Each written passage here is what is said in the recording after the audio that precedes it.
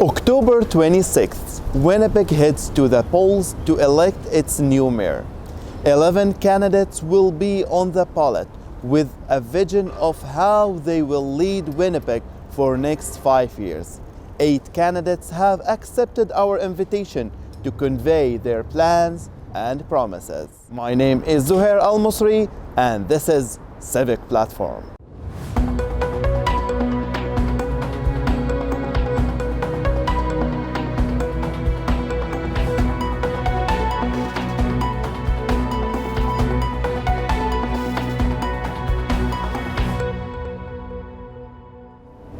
Robert-Falcon Ouellette is running for mayor to help lift people up and ensure families can create lives here in Winnipeg longer time. He also addresses crime rates by looking at the root causes of poverty and addiction. Yeah, housing is a huge challenge for a lot of people right now in the city of Winnipeg. That's actually one of the reasons I'm running for mayor of the city. It's to actually help lift people up and make sure that we actually have families that are able to stay here long term.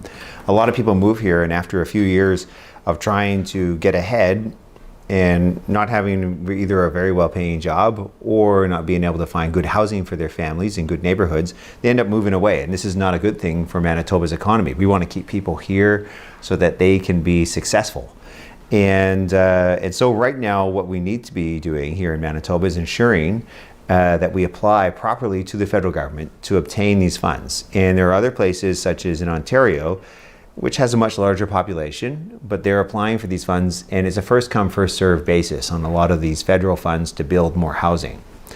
And we need to make sure that we're doing the applications in a timely way, helping out the community groups who not only have an idea about wanting to build a housing project or get some housing, more affordable housing out for people and for families, but actually building it. To complete the application then and to start the building of these things. And that I think is the most difficult thing, is to actually just making sure we get the job done. A lot of people have ideas in the world, but then the problem is, and the issue is, what we need to do is take those ideas and turn them into a reality. Take that vision and make it real in the world. And so this is one of the challenges that we face here in Manitoba. So we have a lot of people with ideas, but now we need some type of leadership to actually get those ideas done. And housing is obviously there's many other issues related to housing. People need to be able to buy homes. They need to make sure it's affordable. And so we need to increase the number of homes which are available for families so they can start building their nest egg, building wealth. They're at their job, they want to be able to have a nice house to come home to at the end of the day, something for their children. They face difficulties here in Manitoba, and they think, well, if I try somewhere else, maybe it'll be a little bit better. Maybe I'll be able to get ahead a little bit more. The problem is this is a challenge actually generally right across the country. So for instance, if you go to Vancouver, houses are very, very expensive. They're still relatively cheap here, or more affordable here in Winnipeg compared to other places. The challenges, though, that we face are the quality of jobs in the economy. And the political system actually, I know this is, you want to talk about housing, but a lot of these things are actually interconnected. So if you don't have a good quality job that pays enough, it's hard to buy a house. And it's hard to then have a family and support that family properly. And so the political system here actually doesn't have the federal government working with the province, working with the municipality, school trustees, Indigenous governments, newcomers, businesses, trying to create wealth. We actually don't coordinate and talk to each other. I spent 4 years as a member of parliament in Ottawa, and I was actually, the 4 years I was there as, just a new MP, member of parliament, it was very surprising how these people don't talk to each other. And when you try to get people to sit down, it can be sometimes very difficult because they're very busy, doing their own little thing, thinking about little things which are important, but instead of coming all together and trying to coordinate our efforts to get things done. And so this is one of the things that I'm trying to do why I'm running for mayor, is to actually bring a little bit more coordination to this, take a leadership role as the mayor of the city to bring the federal government, the provincial government, city councillors, school trustees, Indigenous governments, the businesses together to think about how do we actually deal with housing? How do we get better jobs? And so to then go to Ottawa and say, well, you know, we have an aerospace industry here in Manitoba, which is 10% of the aerospace planes, building and manufacturing of planes, which is here in Manitoba. How do we grow that? How do we make sure that it's not just 10%, but maybe it's 11 or 12 or 15%, that we actually add really good, well-paying jobs and adding value to products, adding value to things that people do, you know, build something instead of consuming stuff. We can't all work at McDonald's. Yeah. And we can't all work at Tim Hortons. Though those are important jobs as well, but we need other types of jobs to support the people who are at that type of job. I see. So you mentioned the indigenous people, and we can see a lot of challenges they face yes. in Manitoba. How we can describe this challenge for these people? Well, it's interesting when you think of Indigenous peoples and newcomers. There's actually a lot of connection. Obviously, people come from around the world and they're Indigenous to some place. Mm-hmm. Some are forced out of their country, and others make a choice, an active choice, with lots of education to come to Canada. But Indigenous peoples have actually never chosen to come to Canada. They were always here. Yeah. So Indigenous peoples will have some of the best and the brightest, and also people who have great challenges in their life. But not only that, we also have issues related to colonization, to the way that the government was treating them. Indigenous peoples in Canada did not have the right to vote until 1960. Mm-hmm. That's in the lifetime of my own father. When he turned 18, he was not allowed to vote. He was not a Canadian citizen. Indigenous peoples became Canadian citizens in 1960 with the rights and the privileges that come with that type of citizenship. And, people sometimes think, oh, well, it's rather strange to think that, you were born in a country, but you're not allowed to be a citizen of that country. But that's the reality. And there's a lot of racism that was related to that. And right now, Canada's trying to get through it. They're trying to work on something called reconciliation, building on what was supposed to be a very positive relationship of sharing between Indigenous peoples who were here and newcomers, mainly European settlers, trying to build a new country and, share the resources of the land.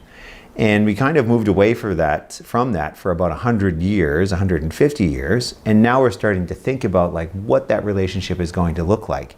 And so we have a lot of Indigenous peoples. We could talk about a lot of the problems, if you want, that Indigenous peoples face, but there are also some really great successes. We're starting to take on, get more education. I have a PhD.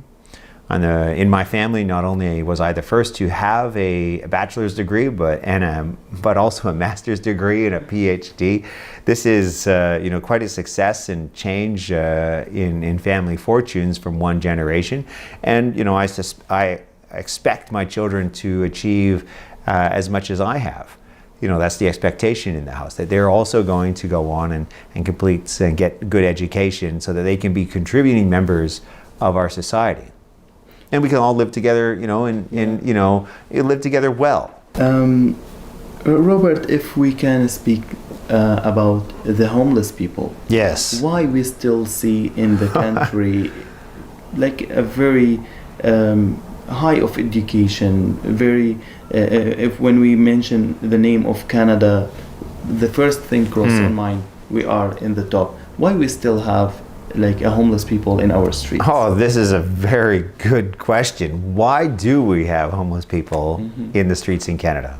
I think the issue for the last 30 years at the city level. I'm sorry to interrupt, but especially in this very hard winter. Yes, the homeless are outside even in the winter. People die, actually. Yeah. We have dozens of people that die in either bus shelters or just out in the cold. Because of the cold, because they can't find shelter. This is actually one of the greatest tragedies of Canada, because people do not have access to good housing. But it's also a tragedy because people don't have access to mental health supports and addiction treatment. In the city of Winnipeg, we spend far above the Canadian average in trying to police the homeless population, trying to make it safe. Because people in the suburbs are often scared of the homeless people. And in fact, actually, the issue here is actually not one which should be dealt with by police, but actually it's a mental health, it's a health issue. So it should be the healthcare professionals dealing with it. But if you go around, if let's say you were homeless, and once when I was the MP, I actually had a young lady come to see me when I was the MP, and she said she had just arrived in the city 6 weeks earlier, and she'd run in with the wrong crowd. Someone had given her drugs. She started using drugs. She was forced into prostitution to pay for the drugs, and she wanted help to get back home, but also to get addictions treatment before she went back home, because it was very, rather dishonorable, she felt, to go back home. And so I started with her making phone calls on a Friday afternoon when she had come to see me, and after 2 hours, we were unable to find any services for her. Oh my goodness. So I had to tell her after 2 hours, I'm afraid I just can't help you, and she was getting jittery because she needed her next hit of drugs, and she was like, well, I have to go because I'm not feeling very comfortable right now. Mm-hmm. And if you go see the police can't help unless she commits a crime. The women's shelter can't take her because they have children in there, and they're not an addictions treatment facility. You can't take her to the hospital because she doesn't have a mental health challenge. She's addicted. So what do you do? Where does she go? There was no place for her to go except to be on the streets until she commits a crime or does something wrong. And this is, for me, one of the most terrible things is we have hundreds of organizations who want to do really great things. We have lots of governments that want to do lots of great things with very smart people who really care, but no one's coordinating anything. And this is the challenge. I have never seen the feds talk to the province, talk to the municipality really on these issues, and then follow up with an action plan afterwards to actually make sure that people get the treatment that they're looking for. Right now, it's 9 months to get addictions treatment. Mm-hmm. Imagine, you have to be on the street for 9 months before you can get addictions treatment. So the chaos it causes in our city is people will stay in bus shelters. And people might think it's not really important. You can't carry on your life and ignore this issue. But we live in Canada, one of the greatest nations in the world, very, very rich, in the top 3 consistently in the United Nations rankings for one of the best countries to live in the world. And we can solve this. We can actually look after people properly. We don't have to have people living in the streets. We can find them the mental health treatment. We can find them addictions treatment. We can make sure that the police don't have to deal with it, and that they can deal with other criminals, the things that they should be dealing with on a daily basis, and not trying to police the homeless. For instance, the police, there's been a lot of criticism lately of police here in Manitoba. The police are trying to do their very best, but they're not equipped to deal with a lot of these social issues. They're not social workers. I see. They're for the law enforcement. Someone steals a bike or steals a car, they're going to go find where your car is and charge that person with a crime, and hopefully through the justice system make sure that they don't steal again. But to deal with someone who's sleeping in a bus shelter, how do you deal with that? Are they committing a crime? Not really. We can't take them to prison for sleeping in a bus shelter. So what do? And we haven't found a solution to that. And the reason is, once again, people are not talking. There is no coordination between the leadership of all the levels of government. And because there's no coordination, we can't make a difference, even though we all want to make a difference. Head to winnipeg.ca for further details on candidates and voting information. This is Zuher Almusre, and this is Civic Platform. Thank you for watching.